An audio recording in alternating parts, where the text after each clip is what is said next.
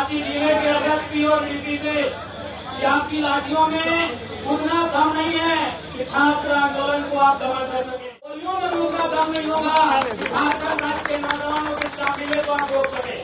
और मैं मुख्यमंत्री महोदय से स्पष्ट कहूंगा कि या तो आप छात्रों की बात माने, या तो आप पेपर लीक पर कार्रवाई करें, या तो आप सीटों को बेचने वालों को सजा सुनाएं, या तो सरकारी स्कूलें बंद कर दें। जोहार, नमस्कार। एचएनएन देख रहे हैं, मेरा नाम निशा मिश्रा है। जिसका इंतजार तमाम छात्रों को था, वो योद्धा मैदान में कूद गया है। जी हाँ, ये चाह रहा था कि ये खुद को छात्र आंदोलन से दूर रखे ताकि छात्र आंदोलन पर राजनीतिक रंग ना चढ़े। लेकिन अब जब बदनामी हो ही गई है कि छात्र आंदोलन पर राजनीति का रंग चढ़ा हुआ है, एक ओर जहां भाजपा के छात्र हैं तो दूसरी ओर बाकी आजसू के, जेएलकेएम के सबके छात्र हैं, वहां छात्र कम है, पार्टियों के कार्यकर्ता समर्थक ज्यादा है। तो अब इस योद्धा ने सोचा कि क्यों ना मैदान में उतरा जाए और इन छात्रों को जो सरकार में बैठे मुखिया तोड़ना चाह रहे हैं, उतना दम नहीं है कि छात्र आंदोलन को आप दमन कर सके। आपकी गोलियों में भी उतना दम नहीं होगा झारखंड राज्य के नौजवानों के काफिले को आप रोक सके। और मैं मुख्यमंत्री महोदय से स्पष्ट कहूंगा कि या तो आप छात्रों की बात माने, या तो आप पेपर लीक पर कार्रवाई करें, या तो आप सीटों को बेचने वालों को सजा सुनाएं, या तो सरकारी स्कूलें बंद कर दें। यदि आप चाहते हैं कि पेपर लीक पर कार्रवाई न करना चाहते हैं तो आप सरकारी विद्यालयों को बंद कर दें, क्योंकि बच्चों को पढ़ाएंगे तो नौकरियों का दावा करेंगे, वह पेपर करने की बात करेंगे, जेपीएससी जैसे रिफॉर्म की बात करेंगे। इसलिए मैं आपको स्पष्ट कहना चाहूंगा। और आप जो कहते हैं मुर्गी पालो, सुअर पालो, उसके लिए हमें डिग्री की आवश्यकता नहीं है। झारखंड के लोग ऐसे भी घर में मुर्गी मारते ही है, तो हमें स्कूलों की जरूरत नहीं है। बंद कर दें सरकारी स्कूलों को। क्या करेंगे उन स्कूलों का? अगर आप बढ़िया से काम नहीं करा पाएंगे, आप बढ़िया से पेपर नहीं ले पाएंगे। अगर इसी प्रकार 40 लाख, 50 लाख, 60 लाख रुपए में सीटों का सौदा किया जाएगा तो झारखंड में कौन सा नौजवान पढ़ लिख के सरकारी नौकरी करेगा? इसलिए आपको तो शर्म आनी चाहिए। आप आंदोलनकारी के बेटे हैं, आदरणीय बाबा विष्णु गुरु शिबू सोरेन के बेटे हैं, और आपके नेतृत्व में इस प्रकार की धांधली हो रही है तो बहुत ही दुर्भाग्य की बात है। और परत दर परत ये मामले सामने आ चुके हैं। अभय तिवारी तो पुरानी बात हो गई, के तो पुरानी बात हो गए। अरे आपके संगठन के महासचिव की अर्धांगिनी, अब उनमें ये आरोप लग रहा है कि इस नंबर बढ़ाने के लिए 10 लाख 15 लाख रुपए का डिमांड किया जा रहा था, और पैसे को लेने के लिए उनके सहायक आते थे। जो कि वो महिला है, मैं उनका डायरेक्ट नाम नहीं लेना चाहता हूँ। तो चूंकि हमारा आंदोलन महिलापीठ आंदोलन है, झारखंड के आंदोलन को पूरे देश ने सराहा है, इसलिए महिला है, इसलिए मैं उनका नाम नहीं ले रहा हूँ। बाकी अभय तिवारी और कैंपे को सभी जानते हैं। और वो महिला कौन है? वो झारखंड मुक्ति मोर्चा के पार्टी के महासचिव की अर्धांगिनी है। और महासचिव का पद क्या है ये हमारे नौजवान जानते हैं। पार्टी का अध्यक्ष के बाद अगर कोई पद होता है तो महासचिव का होता है, ये सबको मालूम है। इसीलिए आप जांच से बचना चाहते हैं, लेकिन याद रखिएगा झारखंड के नौजवान जब तक छोड़ेंगे नहीं, यहाँ से हिलेंगे नहीं, यहाँ से डूबेंगे नहीं, आपको छोड़ेंगे नहीं, बिल्कुल भी नहीं। और अपना जो हक अधिकार है उसे लेकर रहेंगे। मैं बिल्कुल भाइयों से कहना चाहूंगा, बहनों से कहना चाहूंगा, ये जो आंदोलन चल रहा है, इस आंदोलन में सफलता हमें मिलेगी जब सरकार ने बाकी मांगों को माना है। तो बाकी जो 2 बिंदु जिन पर सहमति नहीं बनी है उन पर जो है सहमत होना पड़ेगा। बस इसी ऊर्जा के साथ बने रहे। इस बात को हम लोग भी मानते हैं कि जब विधानसभा घेराव का कार्यक्रम हुआ तो भी भारी संख्या में हम लोग गए।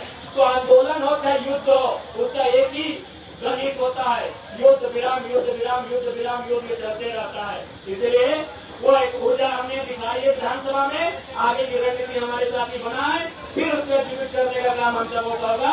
और फिर कुछ दिनों के बाद अपनी ऊर्जा को जब हम एक जगह कलेक्ट कर लेंगे, फिर से अपनी ऊर्जा को अपने अंदर समाहित कर लेंगे, तो विधानसभा घेराव के तर्ज पर ऐतिहासिक आंदोलन होगा। इस बात को राज्य सरकार जान ले और अच्छी तरीके से समझ ले। और ये जान ले साथियों, घबराने की जरूरत नहीं, राज्य सरकार जल्दी समय है, अभी घोषणा हुई नहीं है और सीएम आवास के सामने बैरिकेडिंग करने शुरू हो, अभी कोई नहीं हुई है। अगले कार्यक्रम आरक्षण की कोई चर्चा नहीं है और मुख्यमंत्री आवास को घेरने की तैयारी मतलब प्रशासन के द्वारा चल रही है बैरिकेडिंग के माध्यम से। इसका मतलब स्पष्ट है, आज 26 सालों के इतिहास में पहली बार कोई ऐसा बैंक या प्रोटेस्ट हुआ है जो विधानसभा के सामने कर गया है।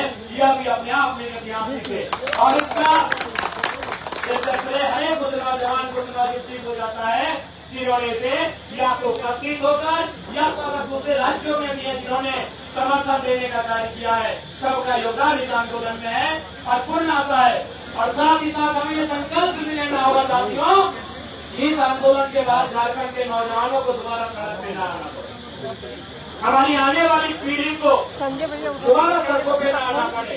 इस पीढ़ी को हम लोग जेनजी कहते हैं ना, इसके बाद क्या कहते हैं जेनजी भाइयों, जेनजी बहनों, जेनजी छात्रों, इस बात का भी आप संकल्प ले लीजिए कि जैन अल्पा को आंदोलन करना ना पड़े। बिल्कुल वो अच्छे से पढ़ाई करेंगे, वो अच्छे से तैयारी करेंगे और वो अपने सपनों को साकार करेंगे। जेएनजी की तरह उन्हें हड़तालें ना करनी पड़े, जेएनजी की तरह उन्हें लाठीचार्ज का सामना ना करना पड़े। ये हमारा संकल्प होना चाहिए साथियों। आप तैयार है ना? बिल्कुल। मुझे पूर्ण आशा है आपके हौसले कम नहीं होंगे, आपके हौसले हिमालय की ऊंचाई की तरह मजबूत है और यही हौसले हैं कि सरकार को व्यक्तित्व पर आना पड़ा है। और कुछ दिन आंदोलन चलने दीजिए ना, और कुछ दिन आंदोलन को आगे बढ़ने दीजिए, परिणाम हमारे सामने। प्रशासन वाटर कैनन की बौछार से इन्हें तितर बितर करना चाह रही है, लाठी के डंडों की मार से इन्हें चोट पहुंचा रही है। उस छात्र के साथ क्यों ना खड़ा हुआ जाए। मैं बात कर रही हूं जेल कैंप के सुप्रीमो जयराम महतो की। जयराम महतो इन छात्रों के साथ कल रात उनके मंच पर खड़े हुए और पहली बार उस मंच से माइक पकड़कर सीधे सूबे के मुखिया सीएम हेमंत सोरेन को उन्होंने कई चुनौतियां दे डाला। उन्होंने कहा कि छात्र आंदोलन आप ऐसे खत्म नहीं कर सकते, छात्र आंदोलन खत्म करना है तो सीबीआई की जांच हो, छात्र आंदोलन खत्म करना है तो उन तमाम भर्तियों को आप निष्क्रिय कीजिए, रद्द कीजिए जो फिलहाल गलत तरीके से नियुक्त हुए हैं। इसके अलावा लंबी फहरिस्त थी और उन्होंने कह दिया कि यहाँ के एसपी डीएसपी कान खोलकर सुन ले, छात्र आंदोलन खत्म नहीं होने वाला। आपकी लाठी में उतनी ताकत नहीं है जितने युवाओं के हौसले में ताकत है। सुनिए जरा क्या कहा है जयराम ने। ये मकसद नहीं है कि हम मन से आकर चले जाएंगे, हम ये चाहते हैं आप लोग रणनीति बनाएं और उस रणनीति में समन्वय स्थापित करें और घोषणा करें। आपने तो देखा ही है कि आपके इस रणनीति में मेरा पहला खुला समर्थन रहता है और आगे भी मेरा खुला समर्थन रहेगा। कोई बिना शर्त के मेरा समर्थन रहेगा क्योंकि मैं आपके बीच से आता हूँ, मैं आपके बीच से आता हूँ। झारखंड के इतिहास का पहला विधायक हूँ जो आज के समय में विद्यार्थी है। सितंबर में मेरा कोर्स कंप्लीट होगा, इसलिए मैं जानता हूँ, मैं जो दर्द आप देख रहे हैं मैं उस दर्द को जानता हूँ। मैं आपसे अलग नहीं हूँ, आपसे भिन्न नहीं हूँ, लेकिन चूंकि मैं उस अंग का हिस्सा हूँ, आलोचनाएं मेरी भी होंगी, उनका मैं स्वागत करता हूँ। वो दिन में जब आंदोलन में गया तो कुछ साथियों ने आलोचनाएं की, मैं उसका भी स्वागत करता हूँ। हालांकि नहीं होना चाहिए क्योंकि हम सरकार में नहीं है, हमारे इकलौते विधायक हैं, लेकिन फिर भी उस अंग के सदस्य हैं, उस नाते आपकी नाराजगी को भी हम लोग स्वीकार करते हैं। लेकिन याद रखिएगा, पहला विधायक है जो केवल सड़कों में हो चाहे सदन में हो, संसद में भी हमने बैठने का काम किया। अगर हम एक विधायक नहीं होते, अगर मेरा संगठन पुराना संगठन होता तो आपकी तरह हम 10-15 दिन भूख हड़ताल में बैठने को तैयार होते। लेकिन हमारे पास बाकी विधानसभा की भी समस्याएं आती हैं, अस्पताल की समस्याएं हैं, एडमिशन की समस्याएं हैं, थाना ब्लॉक की समस्याएं हैं,